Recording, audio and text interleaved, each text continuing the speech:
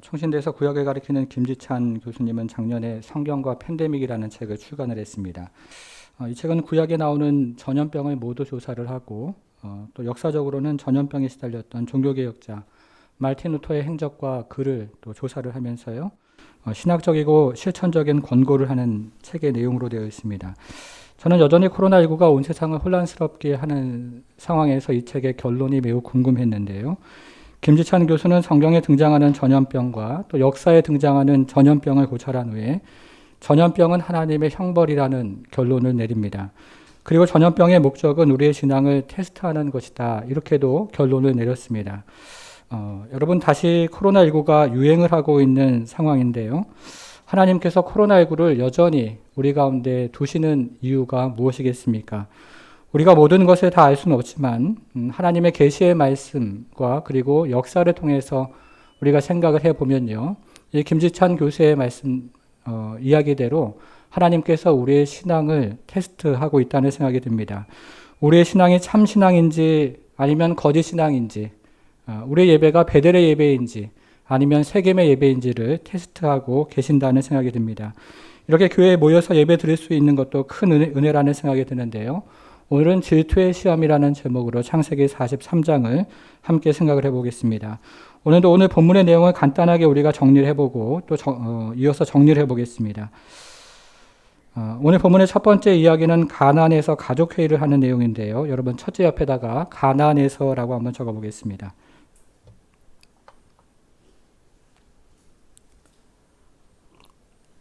자, 1절부터 5절을 다시 한번 읽어볼게요. 1절부터 5절입니다. 시작. 그 땅에 기근이 심하고 그들이 애굽에서 가져온 곡식을 다 먹음에 그 아버지가 그들에게 이르되 다시 가서 우리를 위하여 양식을 조금 사오라. 유다가 아버지에게 말하여 이르되 그 사람이 우리에게 엄히 경고하여 이르되 너희 아우가 너희와 함께 오지 아니하면 너희가 내 얼굴을 보지 못하리라 하였으니 아버지께서 우리 아우를 우리와 함께 보내시면 우리가 내려가서 아버지를 위하여 양식을 사오려니와 아버지께서 만일 그를 보내지 아니하시면 우리는 내려가지 아니하리니 그 사람이 우리에게 말하기를 너희의 아우가 너희와 함께 오지 아니하면 너희가 내 얼굴을 보지 못하리라 하였음이니이다. 여러분 오늘 본문은 어떻게 시작을 합니까? 1절을 다시 한번 보셔요. 그 땅에 기근이 심하고 이렇게 시작을 합니다. 근데 원문에서 이 문장을 보면요. 주어와 동사의 순서가 바뀌어져 있는데요. 그 땅의 기근이 매우 심각했다 하는 내용으로 오늘 본문을 시작합니다. 우리가 지난주에 요셉의 형들의 양심이 깨어나는 것을 살펴보았는데 하나님께서 기근을 통해서 여전히 가정에게 말씀하실 것이 있었다는 뜻입니다. 이렇게 기근이 심해서 야곱은 아들들에게 다시 애굽으로 내려가서 양식을 구해오라 이렇게 이야기를 합니다. 그러나 오늘 본문에 등장하는 유다는요. 애굽의 총리가 너희 아우와 함께 오지 아니하면 나의 얼굴을 보지 못할 것이다 하는 말을 상기하면서 베냐민을 데리고 가야 한다고 아버지를 설득하기를 시작했습니다. 그리고 자신이 담보가 되어서라도 베냐민을 애굽으로 데려가려고 책임을 지겠다 이렇게 말하면서요. 아버지를 설득을 합니다. 그래서 결국 유다는 아버지를 설득해서 베냐민을 애굽으로 데려가는데 성공을 합니다. 그럼 이들이 애굽에 도착하기 전에 가나안에서 이 애굽의 총리를 만나기 위해서 무엇을 준비할까요? 자, 11절부터 14절이 그 내용에 있는데요. 우리가 11절부터 14절도 같이 읽겠습니다. 시작. 그들의 아버지 이스라엘이 그들에게 이르되 그러할진대 이렇게 하라. 너희는 이 땅의 아름다운 소산을 그릇에 담아 가지고 내려가서 그 사람에게 예물로 드릴지니 곧 유향 조금과 꿀 조금과 향품과 모략과 유향나무 열매와 감 복숭아이니라. 너희 손에 갑절에 돈을 가지고 너희 자루아기에 돌을 얹어 있던 그 돈을 다시 가지고 가라. 혹 잘못이 있었을까 두렵도다. 내 아우도 데리고 떠나 다시 그 사람에게로 가라. 전능하신 하나님께서 그 사람 앞에서 너희에게 은혜를 베푸사 그 사람으로 너희 다른 형제와 베냐민을 돌려보내게 하시기를 원하노라. 내가 자식을 잃게 되면 이르리로다. 여러분 여기서 순서를 한번 생각을 해보십시오. 11절은요. 야곱이 아들들에게 예물을 준비하라고 명을 합니다. 12절은 야곱이 아들들에게 돈을 준비하라고 명하는 내용으로 되어 있습니다. 13절은요. 야곱이 아들들에게 베냐민을 데려가도 괜찮다라는 허락입니다. 여러분 그런데 순서를 다시 한번 생각을 해보시면 이 순서는 야곱이 내어주기 어려운 순으로 지금 순서가 되어 있습니다. 야곱이 예물을 보내는 것은 그리 어렵지 않았을 것입니다. 그리고 돈을 보내는 것도요, 그리 어렵지 않았습니다. 그러나 베냐민을 보내는 것은 다른 문제였다는 뜻입니다. 그래서 14절을 보시면 야곱이 모든 아들들의 무사 귀환을 위해서 간절히 기도하는 내용으로 되어 있는데요. 이 10명의 아들들이 첫 번째 애굽을 방문했을 때는 야곱이 아들들을 위해서 기도하는 내용이 성경에 나오지 않는데 이번에 막내 아들 베냐민과 함께 10명의 아들들을 보내면서 이 아들들이 모두 무사하게 귀환할 것을 위해서 간절히 기도하고 있는 것을 보면 야곱의 마음 가운데 베냐민이 얼마나 중요했는가 하는 것을 우리가 미루어 짐작을 해볼 수가 있습니다. 여러분, 그러면 이들이 애굽을 다시 방문할 때 애굽에서 어떤 일을 경험할까요? 이제 두 번째 이야기로 가보겠습니다. 오늘 본문의 두 번째 이야기는 형제들이 애굽을 재방문, 다시 방문하는 이야기로 되어 있는데요. 둘째 옆에다가는 애굽 혹은 이집트라고 한번 적어보겠습니다. 이집트에서 이렇게 한번 적어보겠습니다.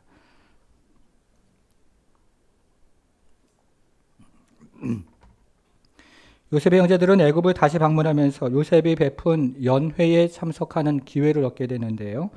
요셉의 형제들이 요셉이 베푼 연회에 참석을 하는 과정에서 몇 가지 충격을 받게 됩니다. 자, 15절부터 18절이 첫 번째 이야기인데요. 이 첫 번째 이야기에서 형제들은 자신들만 애굽의 총리 집에 초대가 되었다는 사실을 깨닫고 큰 충격을 받습니다. 15절부터 18절을 보시면요. 그 형제들이 예물을 마련하고 갑절의 돈을 자기의 손에 가지고 베냐민을 데리고 애굽에 내려가서 요셉 앞에 서니라. 요셉은 베냐민이 그들과 함께 있음을 보고 자기의 청지기에게 이르되 이 사람들을 집으로 인도해 드리고 짐승을 잡고 준비하라. 이 사람들이 정오에 나와 함께 먹을 것이니라.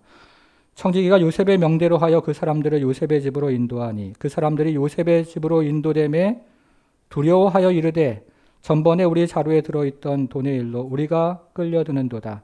이는 우리를 억류하고 달려들어 우리를 잡아 노예로 삼고 우리의 나귀를 빼앗으려 함이로다 하고 형제들은 자신들만 애굽의 총리에 초대되었다는 사실을 알고 두려웠습니다.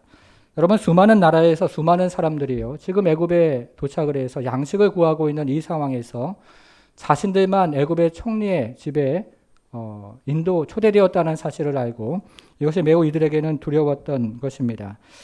여러분, 이런 경우에 사람들의 일반적인 반응은 최악의 상황을 상상하는 것입니다.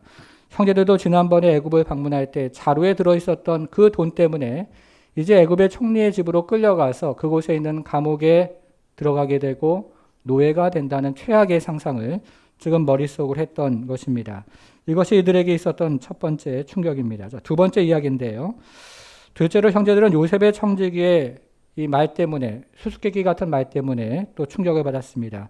자, 19절부터 23절까지 그 내용이 들어있는데요. 자, 19절부터 23절은 같이 읽어보겠습니다. 시작.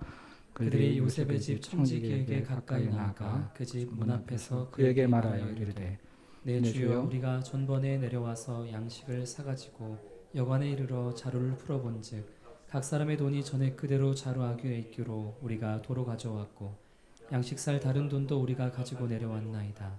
우리의 돈을 우리 자루에 넣은 자는 누구인지 우리가 알지 못하나이다. 그가 이르되 너희는 안심하라, 두려워하지 말라. 너희 하나님 너희 아버지의 하나님이 재물을 너희 자루에 넣어 너희에게 주신 것이니라. 너희 돈은 내가 이미 받았느니라 하고 시므온을 그들에게로 이끌어내고. 형제들은 지난번 애굽을 방문했을 때 자루에 들어있는 돈 때문에 애굽의 총리가 자신들을 억류하고 노예로 삼을 것이라는 생각을 했습니다. 그래서 형제들은 그 돈을 우리가 이번에 방문할 때 다 도로 가지고 왔고 그 돈을 넣은 사람이 누구인지 우리는 알지 못한다고 청지기에게 말을 합니다. 여러분, 그런데 형제들이 애굽을 처음 방문했을 때 자루에 있는 돈을 발견하고 어떤 생각을 했습니까? 하나님께서 은 20에 이들이 요셉을 미디안 상인들에게 팔아먹은 그 죄를 이들에게 묻고 있다는 생각을 했었습니다. 여러분, 그런데 지금 요셉의 청지기는 무엇을 얘기하고 있습니까? 요셉의 청지기는 이들에게 두려워하지 말라, 안심하라 이렇게 말하면서 그 재물은 하나님께서 너희 자루에 넣어두신 것이다 라고 이들을 안심을 시키고 있습니다. 형제들은 자루에 들어있는 돈을 하나님의 형벌이라고 생각을 했는데요. 청지기는 자루에 들어있는 돈이 하나님께서 너에게 주신 보물이라고 반대되는 이야기를 했던 것입니다. 그래서 형제들은 다시 한번 어리둥절해집니다. 자, 세 번째 이야기는 형제들이 요셉이 베푼 연회에서 충격을 받는 이야기로 되어 있습니다. 26절부터 29절인데요. 26절부터 29절도 같이 읽겠습니다. 시작. 요셉이 집으로 오매 그들이 집으로 들어가서 예물을 그에게 드리고 땅에 엎드려 절하니 요셉이 그들의 안부를 물으며 이르되 너희 아버지 너희가 말하던 그 노인이 안녕하시냐 아직도 생존해 계시느냐 그들이 대답하되 주의 종 우리 아버지가 평안하고 지금까지 생존하였나이다 하고 머리 숙여 절하더라. 요셉이 눈을 들어 자기 어머니의 아들 자기 동생 베냐민을 보고 이르되 너희가 내게 말하던 너희 작은 동생이 이 아이냐 그가 또 이르되 소자여 하나님이 내게 은혜 베푸시기를 원하노라. 요셉이 집으로 돌아오자 형제들은 준비한 예물을 요셉에게 드리고 땅에 엎드려 절을 했습니다. 요셉의 첫 번째 꿈이 성취되는 그런 감격스러운 순간이었습니다. 그때 요셉은 이들의 안부를 물었는데요. 먼저 아버지께서 안녕하시느냐 이렇게 묻고 이어서 동생 베냐민을 향해서 축복을 하고 있습니다. 그리고 형제들에게 음식을 나누어 줍니다. 33절과 34절인데요. 그들이 요셉 앞에 앉되 그들의 나이에 따라 앉히게 되니 그들이 서로 이상히 여겼더라. 요셉이 자기 음식을 그들에게 주되 베냐민에게는 다른 사람보다 5배나 주매 그들이 마시고 요셉과 함께 즐거워하였더라. 이번에는 형제들이 요셉이 자신의 출생 순서에 따라 자리에 앉히는 것을 보고 깜짝 놀라게 됩니다. 그러나 이내 요셉이 준 음식을 먹으면서 요셉과 함께 즐거운 만찬을 가지게 됩니다. 형제들이 애굽을 처음 방문할 때는 정탐꾼으로 몰리면서 굉장히 큰 충격을 받았는데요. 이번에는 그것과는 조금 다르게 애굽의 총리의 집에 초대가 되어서 함께 음식을 먹으면서 또 다른 신선한 충격을 경험하게 됩니다. 이것이 오늘 본문의 이야기입니다. 여러분, 그러면 우리가 오늘 본문을 통해서 들어야 하는 여호와의 소리는 무엇일까요? 우리는 지금까지 요셉의 형제들이 애굽에서 있었던 그 충격을 몇 가지를 살펴보았는데요. 한번 정리를 한번 해보겠습니다. 첫째로 형제들은 자신들만 애굽의 총리의 집에 초대되었다는 사실에 충격을 받았습니다. 두 번째 이야기는 형제들이 요셉의 청지기에 이 수수께끼 같은 말을 듣고 신선한 또 충격을 받게 됩니다. 여러분 23절을 다시 한번 보셔요. 23절. 그가 이르되 너희는 안심하라 두려워하지 말라 너희 하나님 너희 아버지 하나님이 그다음 뭐라고 되어 있습니까? 거기 표시를 한번 해보겠습니다. 재물을 너희 자루에 넣어 너희에게 주시는 것이라 너희 돈은 내가 이미 받았느니라 하고 시므온을 그들에게서 이끌어내고 자 먼저 요셉의 청지기는 형제들에게 안심하라 두려워하지 말라 이렇게 말을 하면서요. 너희 하나님께서 재물을 너희 자루 속에 넣어주시는 것이다 하는 알 듯도 하고 모를 듯도 한 그런 수수께끼 같은 말을 이들에게 했습니다. 여러분 그런데 여기에 등장하는 재물이라는 말을 원문에서 한번 찾아보니까요. 이 재물이라는 말이 보물이라는 말로 되어 있습니다. 재물이라는 말 옆에다가 보물이라고 한번 적어보겠습니다. 재물이라는 말 옆에다가요. 보물이라고 한번 적어보세요.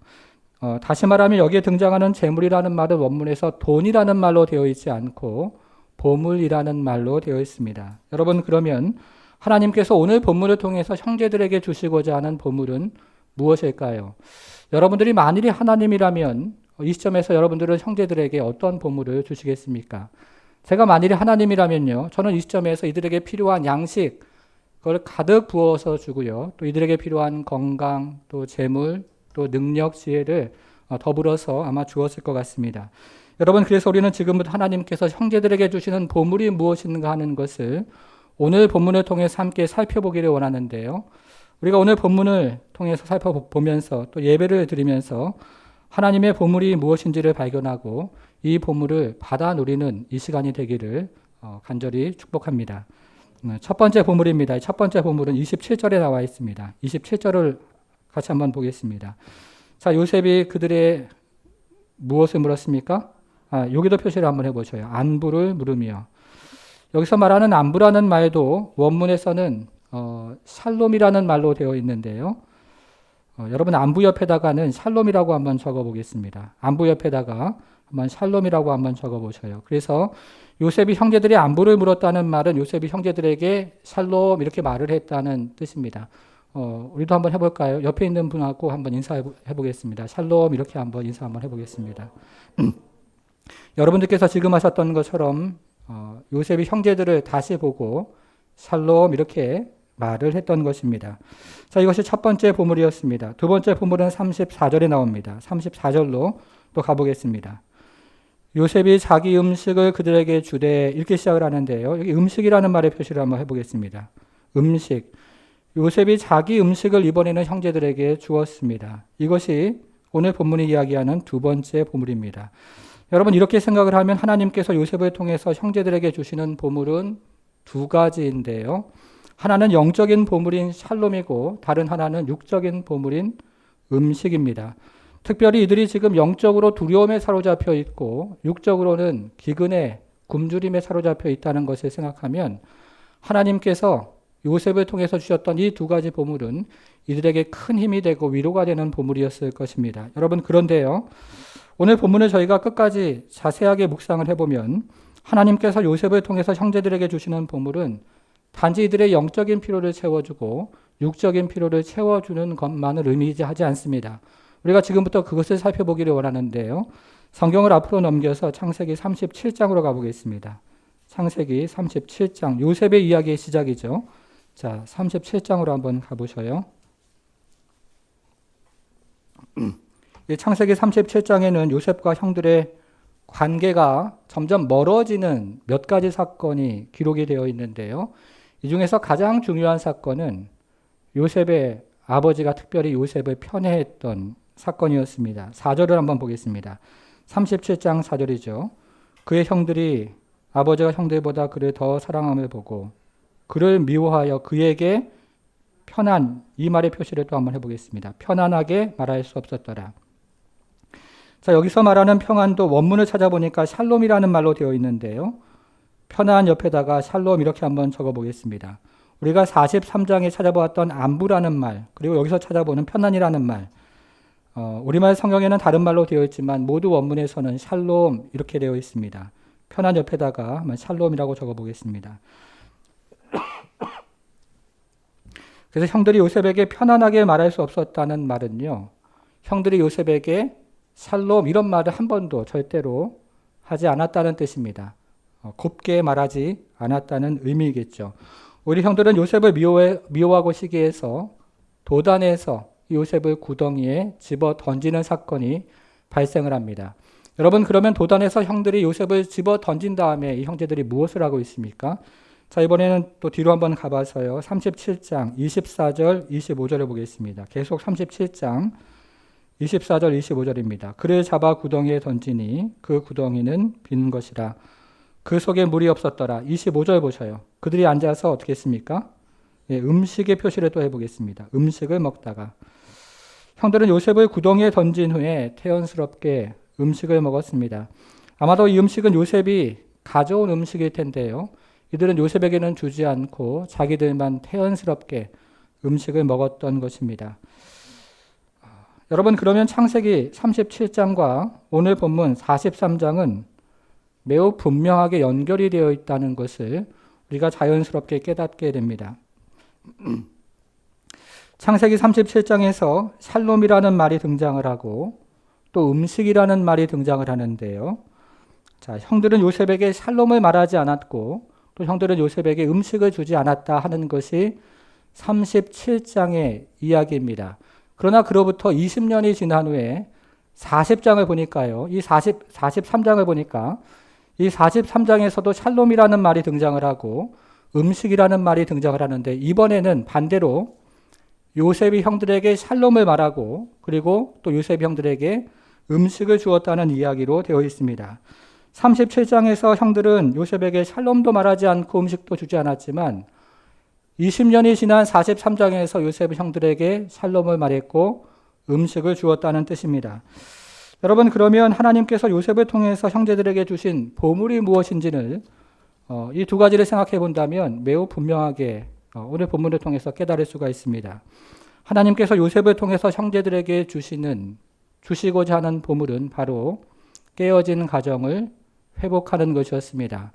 하나님께서 단지 육적인 필요를 채워주고 영적인 필요, 당장의 필요를 채워주는 것을 오늘 본문에서 보물로 생각하시는 것이 아니고요. 이 깨어진 가정이 다시 요셉을 통해서 샬롬을 경험하고 육적인 필요가 채워지면서 깨어진 가정이 회복되는 것이 바로 하나님께서 디자인한 요셉을 통해서 하시고자 하였던 그런 보물이라는 사실을 우리가 깨닫게 됩니다. 성도 여러분, 여러분들의 가정은 어떠십니까? 부부간에 깨어지는 것은 없습니까? 그리고 여러분들의 자녀들은 여러분들의 권위를 인정하며 인생을 살아가고 있습니까? 우리가 가정이 화목할 때에는 가정이 화목한 것이 큰 보물인 줄을 잘 몰라요. 그렇죠? 그러나 우리가 가정에 문제가 생기고 깨어진 것을 경험하면 이 화목이 서로 사랑하는 것이 얼마나 커다란 보물인 줄을 우리가 깨닫게 됩니다. 바라기는 여러분들도 이 선물을 받아 누려서 하나님께서 주시는 화평과 평강이 여러분 가정 가운데 가득한 그런 가정이 되기를 주님의 이름으로 축복합니다. 여러분, 그러면 이 요셉의 형제들은요, 형들은 이 보물을 받을 준비가 과연 되어 있을까요? 요셉은 형들이 이 같은 보물을 받을 준비가 되어 있는지를 알고 싶었습니다. 그러나 요셉은 자신의 신분을 지금 드러낸다면 형제들의 진심을 알 수가 없기 때문에 자신의 신분을 계속해서 숨기면서 형들의 진심을 시험하기를 원했습니다. 그리고 요셉은 자신의 신분을 드러내면 또 형들의 진심이 무엇인가를 깨달을 수가 없기 때문에 자신의 분신과도 같은 베냐민을 향한 형제들의 마음을 통해서 자신을 향한 형들의 마음이 무엇인지를 깨닫기를 원했던 것입니다. 여러분, 그래서 우리가 지금부터는 이 베냐민을 향한 형들의 마음을 살펴보기를 원하는데요. 그 전에 먼저 베냐민을 향한 야곱의 마음이 무엇인지를 알아볼 필요가 있습니다. 자, 오늘 본문으로 다시 돌아와서 창세기 43장 14절로 한번 가보겠습니다. 창세기 43장 14절로 한번 가보셔요. 찾았습니까? 전능하신 하나님께서 그 사람 앞에서 너희에게 은혜를 베푸사 그 사람으로 너희 다른 형제와 베냐민을 돌려보내게 하시기를 원하노라. 이것은 가나안에 출발하기 전에 야곱이 모든 아들들의 무사 귀환을 위해서 간절히 기도하고 있는 내용으로 되어 있습니다. 여러분, 그런데요, 여기서 야곱이 지금 말하고 있는 너희 다른 형제는 누구를 말하고 있는 것입니까? 너희 다른 형제 누구일까요? 여기서 야곱이 지금 말하고 있는 너희 다른 형제는 지금 애굽에 붙들려 있는 시므온을 이야기하고 있습니다. 그런데 야곱이 지금 애굽에 붙들려 있는 시므온을 너희 다른 형제라고 부르는 것은 시므온이 애굽에 붙잡혀 있음에도 불구하고 시므온의 안전에 대해서는 커다란 관심이 없다는, 나의 아들이라고 이야기하지 않고 혹은 시므온이란 이름을 부르지 않고 너희 다른 형제라고 부르면서 자기도 모르는 사이에 시므온에 대해서는 큰 관심이 없다는 것을 부지중에 드러내고 있습니다. 그러나 야곱이 지금 자신과 함께 있는 베냐민을 향해서는요, 베냐민이라는 이름을 부르고 있는데요. 야곱은 지금 베냐민과 함께 있으면서도 이 아들이 애굽으로 가면서 어떤 해를 당하지 않을까 걱정하고 있는 마음이 또 이 구절에는 동일하게 고스란히 드러나고 있는 것을 깨닫게 됩니다. 야곱이 이전에는 요셉을 편애했었는데요. 야곱이 지금은 베냐민을 편애하고 있다는 뜻입니다. 이 아버지들의 편애는 시간이 지나도 잘 바뀌지가 않는 것 같습니다.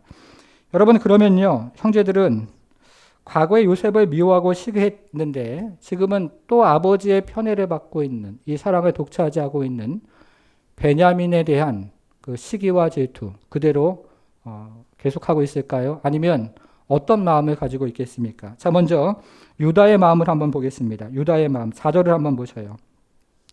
이건 지금 유다가 아버지에게 베냐민을 데리고 가야 합니다. 그걸 설득하고 있는 것인데요. 4절을 한번 보시면 아버지께서 베냐민을 뭐라고 이야기하고 있습니까?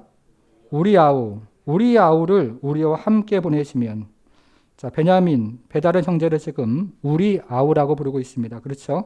자, 8절로 한번 가보겠습니다. 자, 8절. 유다가 그의 아버지 이스라엘에게 이르되, 그 다음 또 뭐라고 되어 있어요? 저 아이를 나와 함께 보내시면, 제가 계산을 해보니까 이때쯤 베냐민의 나이가 35살 정도 되었으니까 아이가 아닌데요. 지금 이것은 베냐민을 향한 유다의 특별한 애칭을 이야기하고 있는 것입니다. 특별히 창세기에서 형제가 다른 형제를 향해서 아이라고 부르는 유일한 예가 되는데요. 이것은 형제가 다른 형제를 향한 특별한 마음을 지금 드러내고 있다는 뜻입니다. 9절로 한번 또 가보겠습니다. 9절. 자, 계속해서 유다가 이야기합니다. 내가 베냐민 그를 위해서 뭐가 되겠다고요? 담보가 되오리니. 유다는 베냐민을 책임지겠다고 지금 이야기를 하고 있습니다. 여러분, 유다는 과거에 아버지가 편의하는 요셉을 미워하고 시기해서 미디안 상인들에게 요셉을 팔아 넘긴 적이 있습니다. 그러나 지금 유다는 아버지가 편의하는 베냐민을 우리 아우라고 이야기하고 또 아우라고 얘기하고 그리고 이 아이를 내가 책임지겠다고 반복해서 이야기를 하고 있습니다. 유다가 이 질투의 시험에 합격을 하고 있습니다.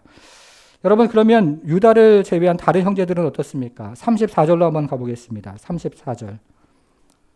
34절 보니까요. 요셉이 자기 음식을 그들에게 주되 베냐민에게는 다른 사람보다 몇 배나 주었습니까? 예, 특별 대우를 하고 있다는 뜻입니다. 그렇죠? 형제들을 시험하기 위해서 요셉은 베냐민에게 다른 형제들보다 5배나 주는 특별 대우를 하고 있습니다. 그러면 특별 대우를 받은 베냐민을 향한 형제들의 마음은 무엇일까요? 34절 계속 읽어보니까 요셉이 자기 음식을 그들에게 주되 베냐민에게는 다른 사람보다 5배나 주매 자 그들이 마시며 요셉과 함께 즐거워하였더라. 자, 베냐민을 요셉이 특별 대우를 했지만 형제들은 이제 시기하고 미워했다는 그런 기록이 나오지 않습니다. 형제들은 오히려 자신들이 받은 것을 기쁨으로 누리고 있습니다. 이전에 요셉이 여분의 옷을 받은 것 때문에 형제들이 미워하고 시기했는데요. 지금은 베냐민이 여분의 음식을 받았음에도 불구하고 미워하고 시기하지 않고 오히려 자신의 몫을 누리고 기뻐하고 있다고 성경은 기록하고 있습니다. 형제들도 질투의 시험에 합격을 한 것입니다. 여러분, 그러면 형제들 이 시점에서 미움과 시기를 다 내려놓고 서로 사랑하면서 하나가 되는 것이 왜 중요하겠습니까? 저는 요셉의 이야기를 읽을 때마다 좀처럼 이해가 되지 않는 것이 한 가지 있었는데요. 요셉의 이야기를 읽으면서 요셉의 꿈이 좀처럼 이해가 되지 않습니다. 여러분 생각을 한번 해보십시오. 하나님께서 아브라함에게 열방에 대한 비전을 주셨고 이 열방에 대한 비전은 그의 아들 이삭에게로 이어졌고 다시 또 그의 아들 야곱에게로 이어졌습니다. 그런데 요셉의 첫 번째 꿈은 형제들이 요셉에게 절을 하는 꿈이고요. 두 번째 꿈은 부모와 함께 가족들이 요셉에게 절을 하는 꿈으로 되어 있습니다. 열방에 대한 꿈을 하나님께서 이 가정에게 주시다가 갑자기 가정에 대한 꿈으로 이 비전이 축소가 된 것입니다. 그래서 이 요셉의 꿈이 왜 이럴까 하는 의문을 계속해서 갖게 되었습니다. 여러분, 그런데 저는 지난주 본문, 오늘 본문, 그리고 다음 주 본문을 묵상을 하면서 요셉의 꿈에 대해서 조금씩 이해가 되기 시작했습니다. 성도 여러분, 오늘 본문의 제목이 무엇입니까? 질투의 시험이라고 제가 정했는데요. 여러분, 질투가 무엇일까요? 이 질투에 대한 여러 가지 정의가 있지만 쉽게 말하면 다른 사람을 시기해서 미워하는 마음, 그것이 질투일 겁니다. 그런데 현대를 살아가는 대부분의 사람들은 사랑하지 못하는 마음을 매우 가벼운 죄라고 생각을 하는 것 같습니다. 대부분의 사람들은 이것을 죄라고 생각하지도 않는 것 같습니다. 그래서 현대를 살아가는 성도들도 사랑하지 못하는 마음을 가지고 살아가면서도 하나님 앞에 이것을 별로 두려워하지 않습니다. 여러분, 그러나 질투는요, 성경이 이야기하는 모든 악의 뿌리가 되는 악마적인 특성을 가진 죄에 해당합니다. 여러분, 생각을 한번 해보십시오. 도둑질은 물건을 훔치면 끝이 납니다. 폭력도 폭행이 그치면 끝이 납니다. 심지어 살인도 사람을 죽이면 끝이 나기 마련입니다. 그러나 미워하는 마음은 끝이 없습니다. 1년 전에 미워했던 그 사람 지금도 미워하고 있고요. 3년 전에 미워했던 그 사람 지금도 믿고 5년 전에 미워하고 있던 그 사람 지금도 미워하는 것이 바로 이 죄의 특성입니다. 그래서 이 죄는 계속해서 이어지는 것이 바로 이 죄가 가지고 있는 특성입니다. 여러분, 그런데 만일에 야곱의 아들들이 이 문제를 해결하지 못한다면 어떻게 될까요? 만일에 야곱의 아들들이 이 문제를 해결하지 못한다면 이들의 후손인 이스라엘 12지파가 조상들의 기록을 보면서 서로 미워하고 시기하는 것을 계속해서 정당화했을 것입니다. 레아를 어머니로 하는 지파들끼리 한 편이 되고 라헬을 어머니로 하는 지파들끼리 한 편이 되어서 서로 싸우고 빌하를 어머니로 하는 지파들이 한 편이 되고 실바를 어머니로 하는 지파들이 한 편이 되어서 서로 싸우면서도 조상들이 그랬으니까 라는 핑계를 댔을 것입니다. 성도 여러분, 그러면 하나님의 백성이 이 세상에서 무슨 복이 되겠습니까? 이 하나님의 성품을 반영하지 못하는 가정이 이 세상에서 어떤 복이 되고 하나님의 성품을 반영하지 못하는 교회가 이 땅에서 어떻게 빛이 될 수가 있겠습니까? 그래서 창세기의 유명한 주석가인 알란 로스는 야곱의 아들들 사이의 미움과 시기는 민족이 서로 하나 되고 사랑하는 데 큰 해가 될 것이라고 말하면서 그래서 반드시 하나님께서 이 시점에서 이 문제를 해결하셔야만 했다고 주의를 했습니다. 그러나 그럼에도 불구하고 야곱의 아들들이 계속해서 미워하고 시기하는 것을 그치지 않는다면 하나님께서 이스라엘 지파들이 우상을 출애굽기 34장에서 금송아지 우상을 만들었을 때 모세를 통해서 다시 시작하겠다고 말씀하셨던 것처럼 이 시점에서 요셉을 통해서 다시 시작하셨을 것이라고 이 본문을 주의를 했습니다. 그렇게 생각을 하면 하나님께서 요셉에게 주신 이 가정에 대한 꿈, 이 비전은 매우 분명하게 이해가 되어집니다. 사랑하는 성도 여러분, 여러분들은 요셉의 이야기에서 가장 중요한 메시지가 무엇이라고 생각을 하십니까? 한국교회는 오랜 동안 요셉의 이야기를 읽으면서 이 요셉의 이야기에서 가장 중요한 메시지를 요셉이 총리가 되는 것이라고 이해를 해왔습니다. 당시 한국교회를 주도했던 번영신학과 자녀를 통해서 대리만족을 추구했던 부모들의 성공신화가 만나면서 요셉의 이야기에서 가장 중요한 이야기를 요셉의 총리가 되는 것, 그것이라고 둔갑을 시켰던 것입니다. 그리고 우리가 지난주에 살펴보고 이번 주에 살펴보고 다음 주에 살펴보는 요셉이 애굽에서 형제들을 만나면서 이들이 변화되어지는 이야기는 그저 다음 순서를 위한 배경이라고만 생각을 했습니다. 그런데 요셉이 총리가 되어서 애굽을 통치하는 이야기를 제가 세어보니까요. 딱 29절이 나옵니다. 여러분, 그러나 우리가 지난주와 이번 주와 다음 주에 살펴보는 요셉이 형제들의 양심을 깨우고 그리고 미움과 시기를 그치게 하고 서로 하나 되게 하고 서로에 대해서 충성하게 하는 이야기는요. 창세기 42장, 43장, 44장, 45장 무려 129절이 넘게 그 이야기를 우리에게 들려주고 있습니다. 그래서 요셉이 애굽의 총리가 되는 이야기가 창세기의 배경이 되는 것이고요. 그리고 그 다음에 등장하는 야곱의 형제들이 하나님의 사람들로 변화되는 이야기가 구속사의 핵심이 되는 이야기라고 성경은 이야기를 하고 있습니다. 다시 말하면 요셉이 바로의 집을 통치하는 이야기는 배경이 되는 이야기일 뿐이고요. 요셉이 요셉의 집을 하나님의 집을 세워가는 이야기가 구속사의 핵심이 되는 이야기가 되는 것입니다. 우리가 지금까지 배경과 핵심을 반대로 이해했다는 이야기입니다. 사랑하는 성도 여러분, 그래서 예수님께서 우리에게 마지막으로 무슨 말씀하셨습니까? 자, 이번에는요, 요한복음 13장 34절로 오늘 본문 말씀을 정리해 보겠습니다. 같이 큰 소리로 읽어볼게요. 시작. 새 계명을 너희에게 주노니 서로 사랑하라.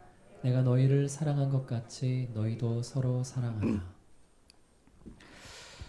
자, 옛 계명은 율법을 이야기하는 것인데요. 율법을 읽어보니까 눈은 눈으로, 이는 이로 이렇게 갚는 것이기 때문에 옛 계명에서의 사랑은 내가 받은 만큼 돌려주는 것이 옛 계명에서의 사랑입니다. 그러나 새 계명은 우리가 아직 죄인 되었을 때에 그리스도께서 우리를 위하여 죽으신 그 사랑, 그것이 새 계명에서의 사랑이기 때문에 새 계명에서의 사랑은 상대방이 나를 얼마만큼 사랑하느냐와 상관없이 예수님을 본받아서 사랑하는 것이 바로 새 계명에서의 사랑입니다. 이것을 저 멀리서 보여주는 이야기가 바로 오늘 본문의 이야기고요. 그것을 깨달은 사람이 요셉이고 그러면서 요셉은 이 그리스도의 사랑을 저 멀리서 깨닫고 하나님의 집을 이 사랑으로 만들어가고 있는 것입니다. 이것이 바로 오늘 본문을 통해서 우리가 들어야 하는 여호와의 소리입니다. 사랑하는 성도 여러분, 서로 사랑함으로 주님을 닮아가고 또 주님의 성품을 나타내고 또 이 땅의 빛과 소금이 되어서 참 지금 많은 어려움 가운데 있는 한국교회가 다시 한번 이 주님의 성품을 이야기하고 또 성품을 닮아가고 이 주님의 성품을 우리의 것이 되어서 참으로 하나님의 사람들이 되어서 이 땅의 빛과 소금의 역할을 감당하는 그런 성도, 교회, 가정, 우리의 일터가 되기를 주님의 이름으로 간절히 축원합니다. 같이 기도하겠습니다.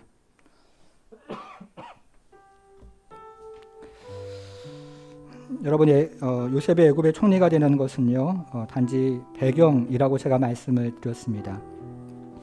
이것은 모든 사람에게 해당하는 것이 아니라 어떤 사람은 그것을 경험할 수 있지만 대부분의 사람은 경험하지 못한다는 뜻이기도 합니다. 여러분, 그러나 우리가 이 땅을 살아가면서 선한 양심을 가지고 살아가고 사랑의 사람으로 또 살아가고 서로를 책임지는 사람으로 살아가는 것은 하나님의 백성이 물러설 수 없는 하나님의 백성의 특징이요, 하나님께서 우리에게 요구하시는 바로 하나님의 사람들의 덕목이라고 할 수 있습니다. 여러분, 그런데 우리가 어떻습니까? 세월이 지나가고 또 우리의 신앙의 초점이 사라지고 흐려지면서 마치 우리의 성공이 하나님의 목표인 것처럼 착각을 하고 하나님의 성품을 담아내는 하나님의 백성이 되는 것을 우리가 어느덧 흐려져서 선택하고 타협하고 뒤로 물러서는 우리의 모습을 발견하지 않습니까? 우리가 다시 한번 이렇게 어려운 시대를 살아가면서 성경이 이야기하고 있는 것이 무엇인지 성령을 통해서 바르게 분별하기를 원하고요, 또 깨닫기를 원하고 우리 마음대로 해석하는 것이 아니라 하나님 주시는 그 음성을 가지고 이 말씀 부여잡고 다시 한번 이 땅의 교회가 또 우리의 가정이 또 내가 하나님을 사랑하고 서로를 사랑하는 사람이 되어서 빛과 소금의 역할을 감당하는 교회 또 가정 그리고 이 땅의 모든 주의 백성들이 될 수 있도록 함께 중보하며 내 자신을 위해서도 기도하기를 원합니다. 잠시 기도하겠습니다.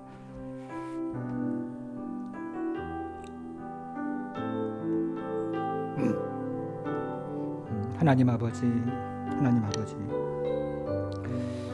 성경을 하나님 자의적으로 해석을 하고 또 바라보면서 마치 우리의 목표가 하나님의 목표인 것처럼 순서와 방법을 뒤바꾸고 또 하나님 아버지, 하나님의 성품이 우리의 성품인 것처럼 착각을 하고 또 하나님 아버지, 참으로 우리가 중요하게 생각하는 것이 하나님의 우선순위인 것처럼 뒤틀어지고 사고하는 세대 가운데 하나님, 우리가 다시 한번 주님의 하나님 방법과 또 주님의 하나님 아버지 뜻과 또 주님의 하나님 아버지 의도를 이해하고 하나님 아버지 성령을 통해서 또 깨닫고 그것이 우리의 것이 되고 또 하나님 아버지 우리의 성품이 되고 하나님, 그래서 이 땅 가운데 하나님을 바라보는 사람들로 살아가게 원하오니 주여 불쌍히 여겨주시고 긍휼히 여겨주셔서 성령 안에서 하나님의 뜻을 분별하게 하시고 성령 안에서 하나님의 은혜를 깨닫게 하시고 성령 안에서 하나님의 뜻을 실천하는 사람들이 되어서 한 주간 살아갈 때 하나님 주시는 은혜를 하나님, 우리가 신앙생활 해가면서 우리의 신앙의 초점이 사라지고 또 흐려지면서 하나님의 목표가 마치 나의 목표인 것처럼 뒤바꾸고 우리의 야망을 하나님의 비전과 섞어버리고 하나님의 그 거룩한 성품과 타협을 하면서 우리의 것과 하나님의 것들을 혼동하는 참으로 어지럽고 혼탁한 시대를 우리가 살아가고 있습니다. 하나님, 우리가 다시 한번 성령의 조명 가운데 하나님의 뜻을 분별하게 하시고 성령의 조명 가운데 하나님의 뜻을 깨닫게 하시고 또 성령의 조명 가운데 하나님의 뜻대로 살아가는 힘과 하늘의 능력을 허락하셔서 하나님 아버지, 주님의 뜻대로 우리가 다시 한번 살아가게 하시되 이 한 주간 무엇보다 하나님을 사랑하는 그 사랑을 회복하고 형제 자매를 사랑하는 그 사랑을 회복해서 사랑하는 성도로 살아갈 수 있도록 우리 하나님 함께해 주옵소서. 감사드리며 예수님의 이름으로 기도하옵나이다. 아멘.